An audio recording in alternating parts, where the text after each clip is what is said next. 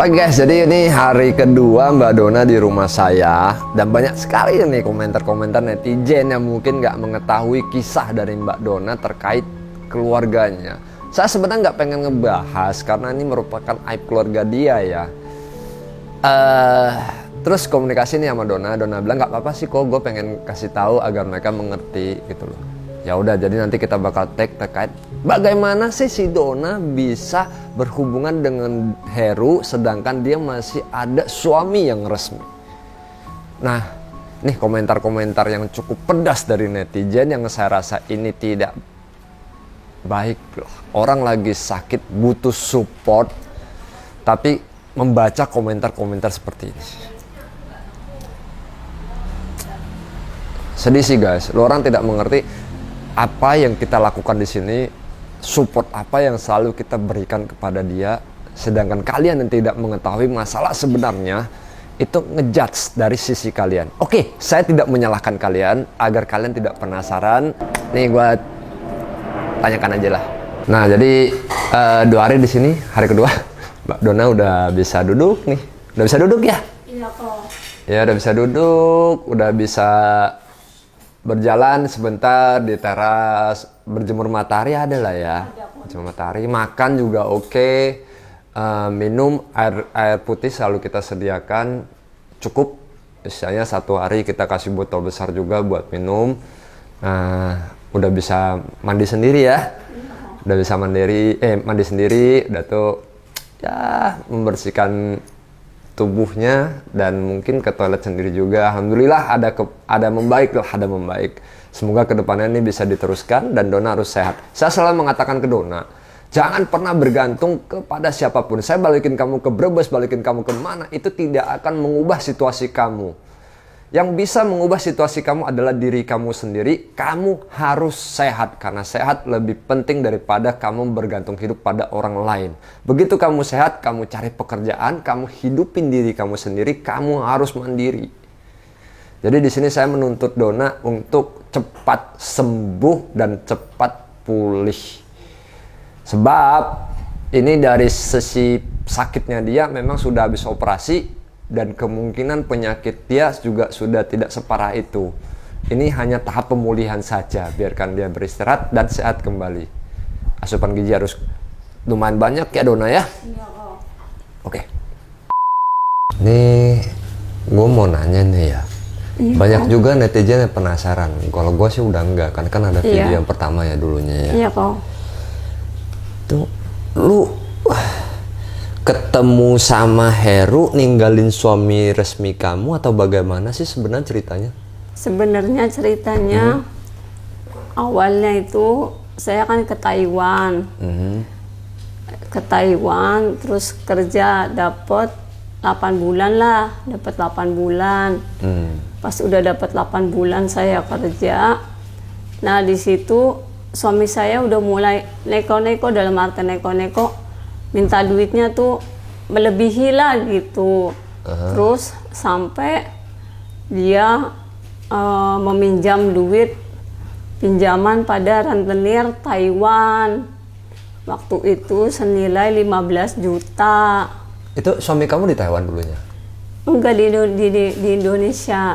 Di Indo. Cuman waktu itu kan saya di situ kan nggak betah kok.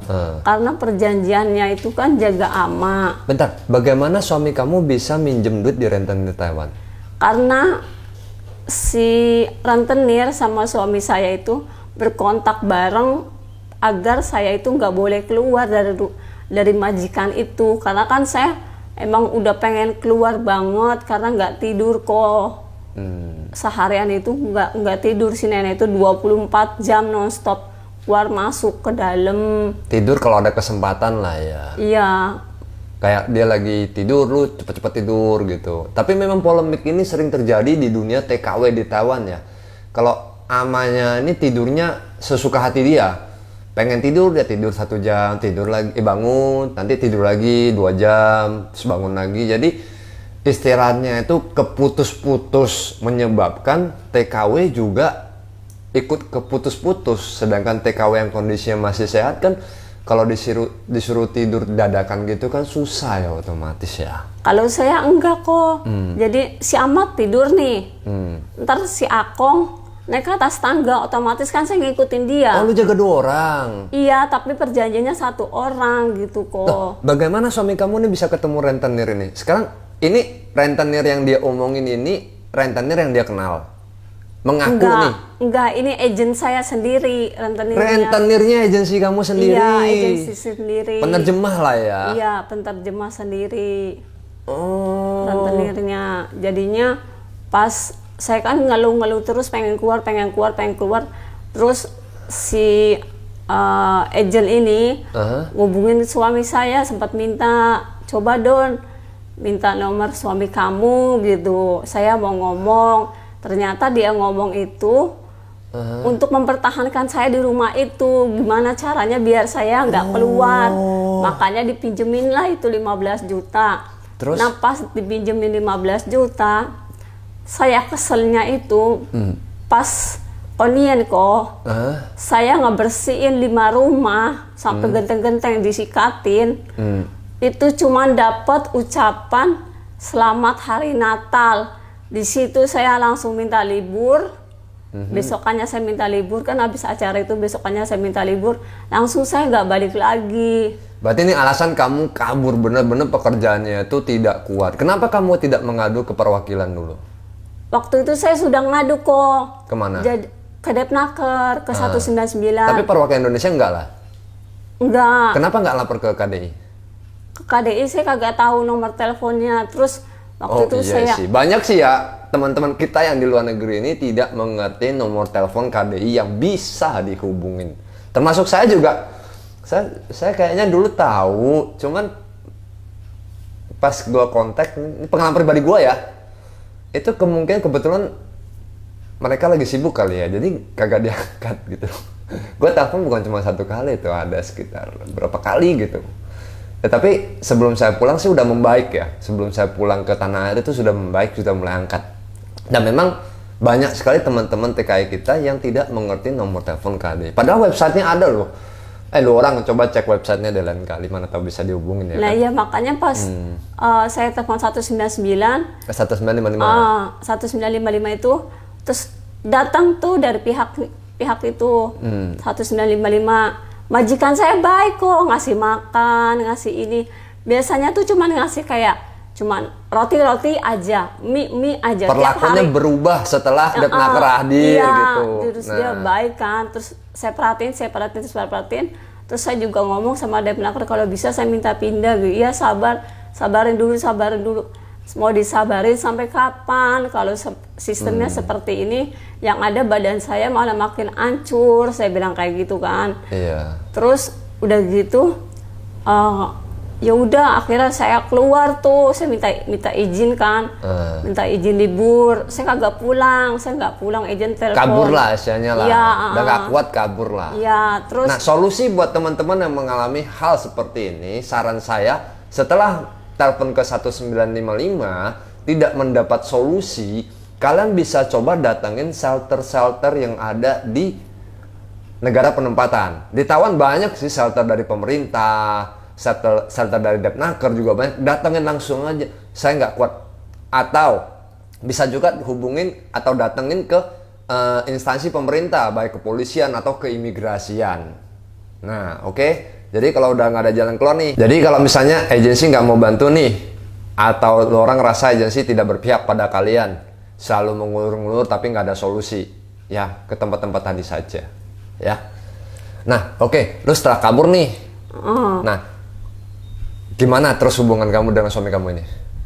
Hubungan sama suami saya langsung pecah. Pecahnya kenapa? Ya saya langsung benci lah kok, maksudnya kok bisa-bisanya kamu mempertahankan minjem duit untuk saya di situ daripada kesehatan saya sendiri gitu loh kok. Padahal kamu di sana juga butuh uang ya. Iya, saya kan di sana kan juga butuh iyalah, uang.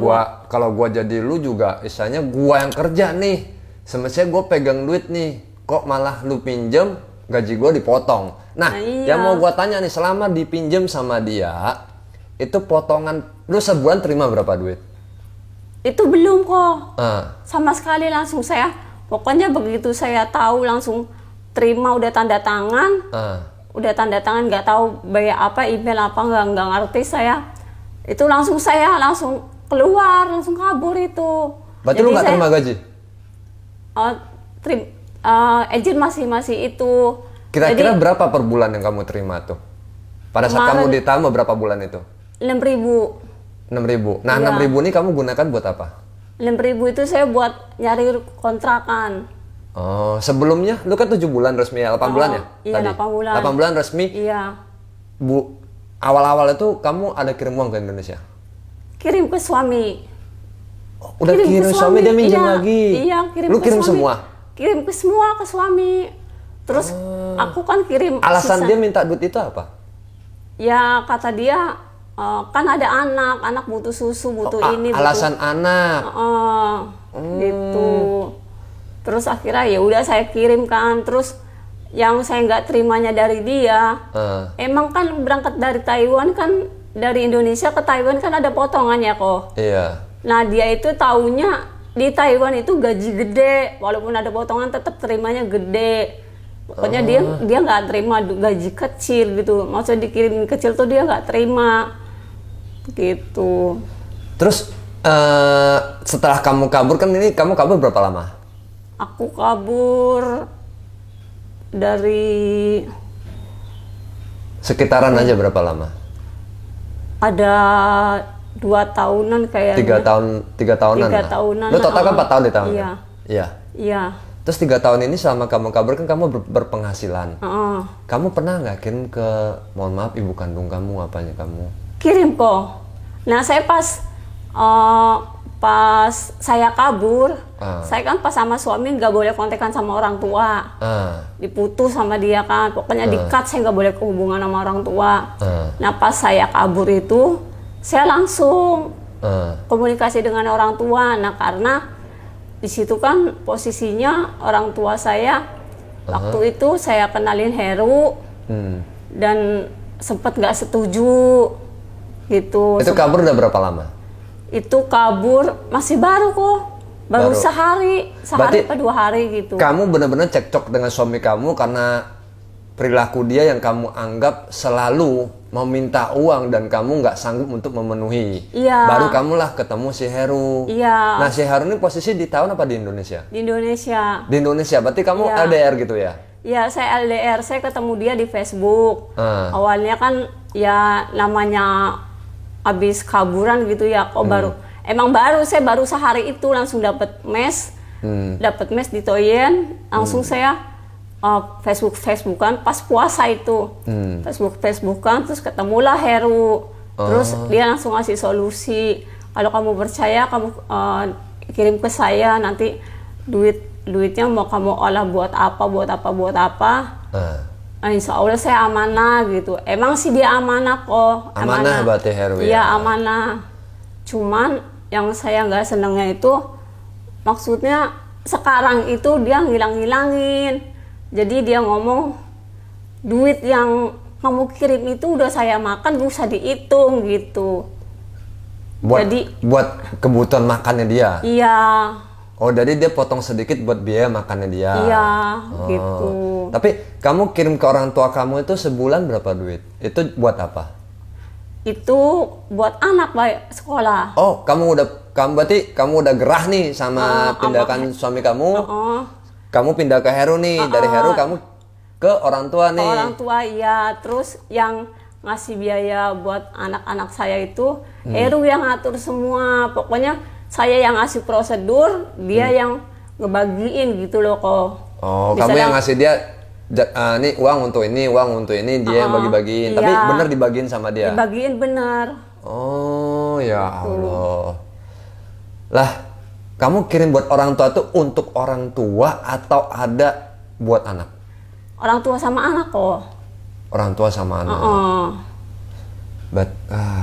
Berarti sisa tabung kamu bisa dikatakan kamu semua titipin di Heru. Sisanya Iya, nih. Iya. Nah, uang itu pas kamu balik ke Indonesia, posisi kamu kan di Taiwan tuh sakit ya kalau nggak Iya, salah. Sakitnya sakit. berawal dari Indonesia. Dari Taiwan kan? Dari Taiwan sakitnya. Nah, yang Jadi gue pilah balik nih ya, gue mohon maaf nih guys ya, gue pilah balik. Dulu kan kamu sempat menyatakan bahwasannya suami kamu itu pernah mengancam atau membuat statement di mana seolah-olah nih mengancam Iya. anak kamu katanya mau di Iya, itu pas posisi saya kaburan 1 tahun. Posisi saya kaburan 1 tahun. pas kamu udah nggak ngirim uang nih. Iya, saya nggak ngirim uang kan karena udah di stop sama Heru. Kata Heru, ngapain ngirim-ngirim katanya gitu. Belum tentu uang itu buat anak, pasti buat dia karena dia aja ngerokok aja kuat kayak gitu. Berarti istilahnya kamu kan udah kirim sendiri nih ke anak kamu, lihat Iya. si Heru, terus suami kamu minta lagi. Iya. Si Herunya nggak setuju. Iya, maksudnya suami saya minta itu buat anak yang diurus sama dia gitu kok. Oh, berarti ada anak yang diurus sama ibu kamu, Ada anak yang diurus sama suami saya. 2 gitu. berarti. Iya, yang diurus sama suami saya 2. Nah, setelah 1 tahun itu dia minta nggak kasih, apa yang dilakukan lagi? Ya dikata-katain, biasa bahasa binatang keluar. Oh, yang soal anak kamu katanya mau di ini? Anak saya ya terus dia ini saya apa? Kayak neken lah, kayak apa ya, maksa lah gitu. Lo nggak kirim, anak bakal gue jual 50 juta nih, ada yang mau gitu. Anak bakal gue jual 50 juta nih, ada yang mau gitu.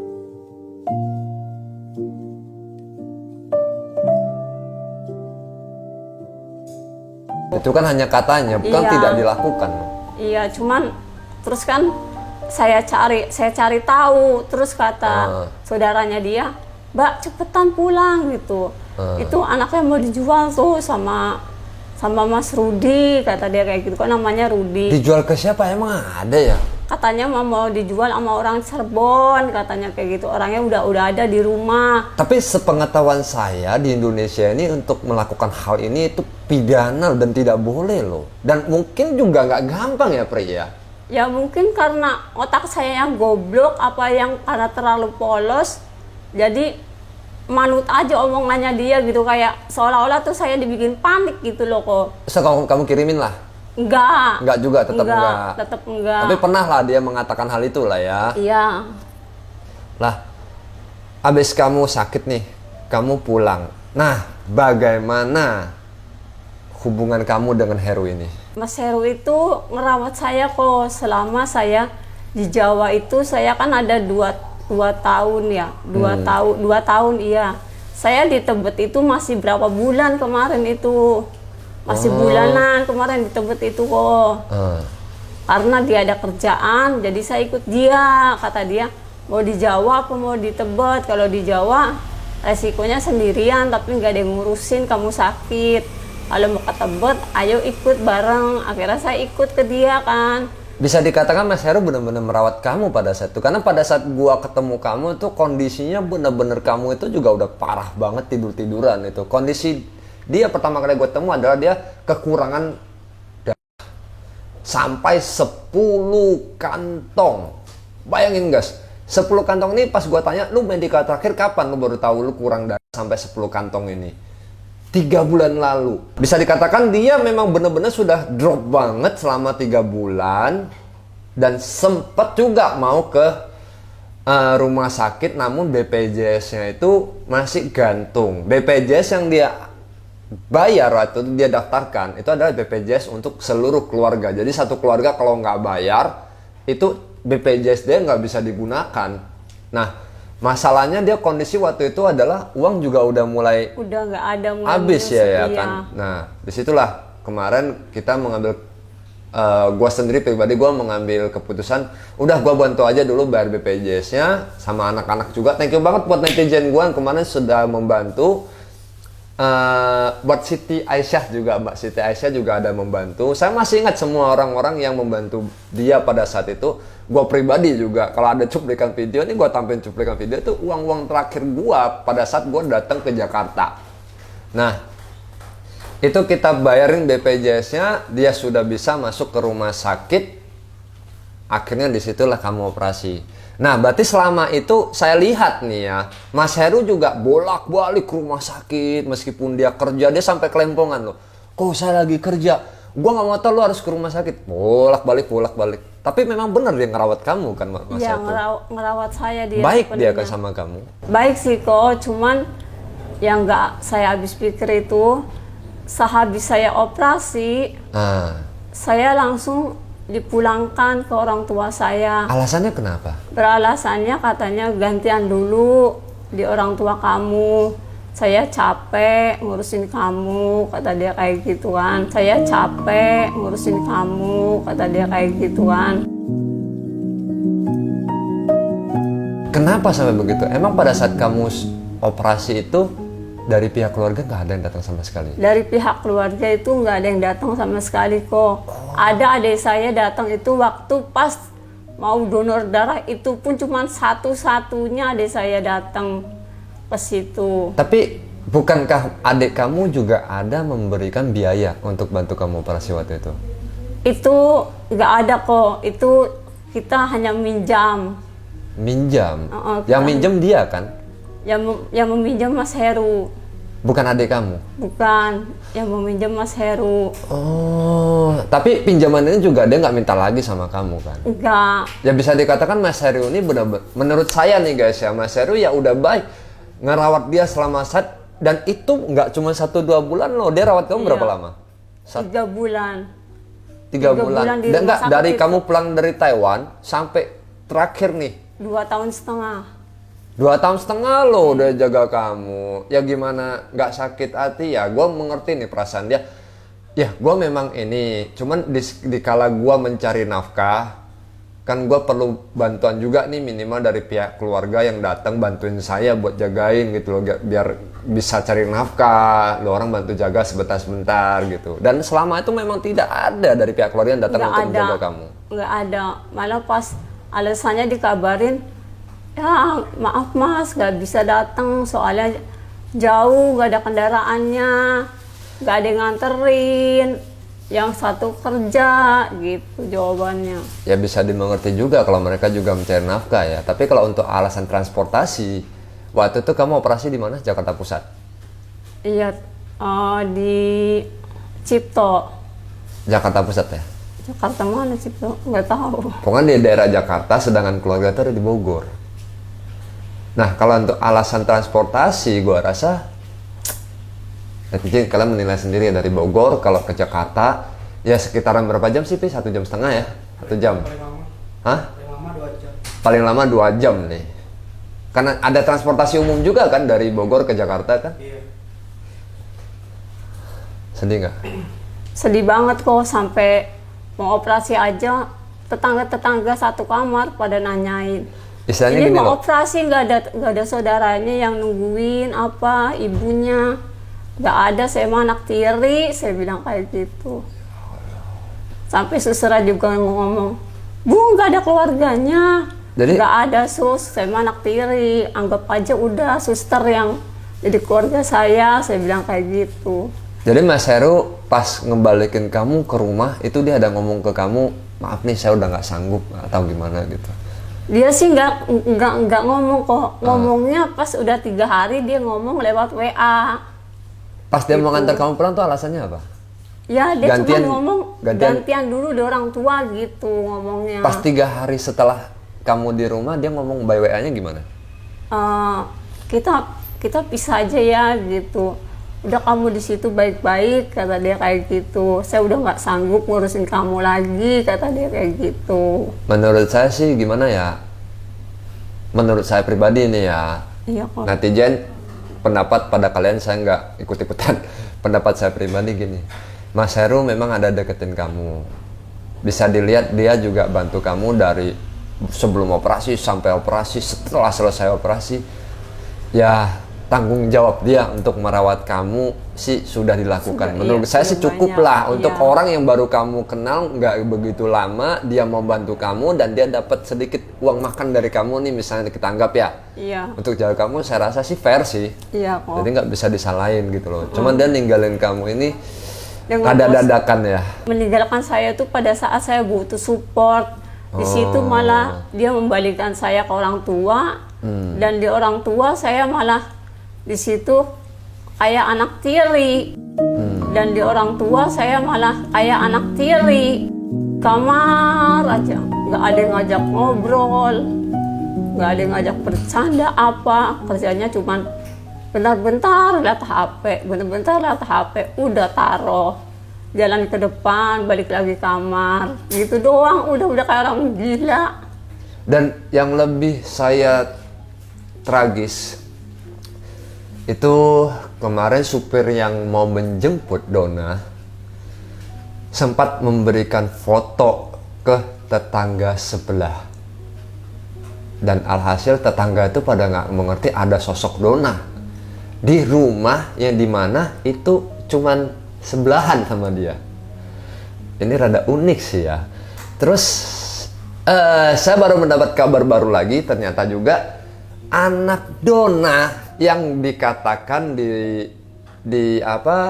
yang dekat dengan ibunya itu, yang satu itu, ternyata sudah berkeluarga juga. Iya. Dan tinggalnya di situ juga. Tinggalnya sih nggak di situ, cuman kayak berdekatan gitu loh kok. Kagak jauh lah, kayak dari sini ke taman gitu. Pada saat kamu di rumah mama kamu itu, dia sempat datang nggak ngeliat mama gitu? Enggak, paling dia kalau datang tuh kadang kalau saya WA kadang juga banyak alasannya, pokoknya beribu-ribu. Nggak ada kendaraan lah, anaknya rewel lah, ini lah, itulah. Jarak dari rumah dia ke rumah mama kamu? Ya, 15 menit aja nggak ada kok. Paling 5 menitan. Selama kamu di rumah mama kamu, berapa kali dia datang jenguk kamu? Cuma 2 kali. Itu pun dia sibuk kali ya? Pertama dia datang itu nunjukin anaknya. Terus kedua kalinya itu dia pas saya bener-bener minta tolong beliin makan di situ. Dan dibelikan? Ya dibelikan, cuman ya kayak gitu. Kayak gitu gimana? Ya debat dulu kok maksudnya. Omelin dulu gitu ya? Iya, nggak ada kendaraannya gitu. Oh, debat artinya dia mengutarakan bahwasannya dia nggak ada kendaraan, nggak ada waktu. Jadi kayak mau jalan tapi ogah gitu loh kok. Mau ngebeliin tapi kayak nggak niat gitu.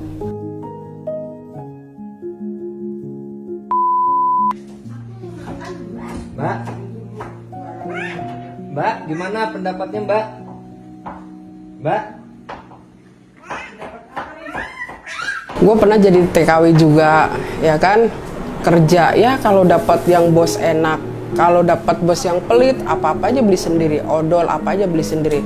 Nah, kerja dapat duit, kita dihabisin sama suami, nggak disisin. Sakit loh kayak gitu loh. Pulang-pulang kita nggak punya pegangan. Oke, Mas Heru, ini saya mau nanya nih, sejak kapan Mas Heru ini mengembalikan Mbak Donna ke rumah orang tuanya dan kenapa alasannya? Oke, itu dari awal dari situ aja ya kok. Ini saya jelasin sama Koko. Iya. Saya pulang dari operasi, saya rawat setengah bulan kok. Iya benar. Ya, setelah setengah bulan, memang karena di sini siang kan siang saya kerja kok. Iya. Nah, kalau siang sedangkan Donna itu mau ke kamar mandi atau mau beli makan, itu kan harus berdiri, itu kan harus minta bantuan. Iya. Berhubung di sini nggak ada orang, saya memang setelah setengah bulan saya rawat di sini, saya menyarankan sama Donna, alangkah baiknya kamu saya titipkan di orang tua kamu dulu, karena biar siang kamu bisa ada yang nolong ngebangunin badannya atau ngambilin makan seenggaknya. Oh. Karena saya di sini kan pulangnya kan malam terus. Iya. Tadi sore juga pulang jam 3. Soalnya juga di sini makan kan nggak teratur donanya. Maksud saya, makanya saya sebenarnya bukan mulangin kok. Saya itu menitipkan ke orang tuanya agar terjaga dan terawat dan terpantau kondisi makannya. Gitu loh. Apakah benar ini tadi saya ada mendengar dari Donna pribadi katanya kamu Ya. cukup pernah berbicara kepada Dona bahwasannya kenapa orang tua atau keluarga kamu nggak ada yang datang pada saat kamu di rumah sakit gitu. Apakah pernyataan ini pernah kamu keluarkan? Keluarga Dona ada satu adiknya, Datang donor darah juga, dan itu ada adik ipar. datang berapa kali? Satu kali. Satu kali. Jadi bisa dikatakan selama Dona sakit itu yang ngerawat semuanya kamu ya? Dari keluarganya tidak ada yang membantu? Tidak ada. Apakah ini menjadi salah satu ungkapan kamu ngerasa berat nih jagain sendiri gitu? Kedua, posisinya juga Dona butuh perhatian lebih ya pada saat masa pemulihan ya? Ya. Benar ya berarti ini ya? Saya sebenarnya dibilang berat, ya memang berat. Karena kondisi keuangan saya itu kan, karena kondisi keuangan saya itu tidak menutupi. Iya. Satu, orang tua saya juga lagi sakit stroke. Ya, dan itu juga perlu uang biaya dari saya walaupun hanya sedikit. Sedangkan waktu ada Dona, selama Dona sama saya sakit, itu saya nggak pernah ngasih uang ke orang tua saya karena saya menyempatkan di uang itu untuk ke Dona, untuk setiap harinya. Oke. Untuk beli makannya, untuk beli obatnya, atau keperluan kadang beli pembalutnya gitu loh kok. Kalau misalnya nanti ini, sementara Dona di tempat saya nih, kalau misalnya nanti Donanya sedikit sudah bisa merawat diri sendiri nih, apakah sampean masih mau nih berbarengan dengan Dona lagi? Ini gini, kalau untuk pribadi saya masih berat kok. Oke. Sebenarnya saya memang tadinya saya hanya mengejar statusnya aja. Saya minta hak saya. Sudah 5 tahun, saya merawat dia, menunggu dia, dan merawat dia dari sakit yang terparah sampai pendarahan, sampai apapun itu semua sama saya. Memang saya tahu, saya akui, uang itu donasi dari Koko Faisal, ya kan? Dari teman-teman sih. Tanpa adanya saya di samping dia, nggak mungkin dia bisa melakukan dengan sendiri, benar nggak kok? Iya benar, kamu yang dampingin selama di rumah sakit dan saya tahu itu. Laporan kamu kan masuk terus, saya ada baca semuanya. Nah, dan di rumah sakit pun saya mengorbankan diri untuk libur menunggu dia operasi sampai setengah bulan. Iya. Menunggu dia. Heru sudah kita hubungin. Nah, tadi gue mencoba mau menghubungi suami resminya dari Dona, tapi kita tidak mendapatkan kontak nomornya. Bahkan Dona sendiri saja sudah tidak memiliki kontak nomornya. Bingung sih.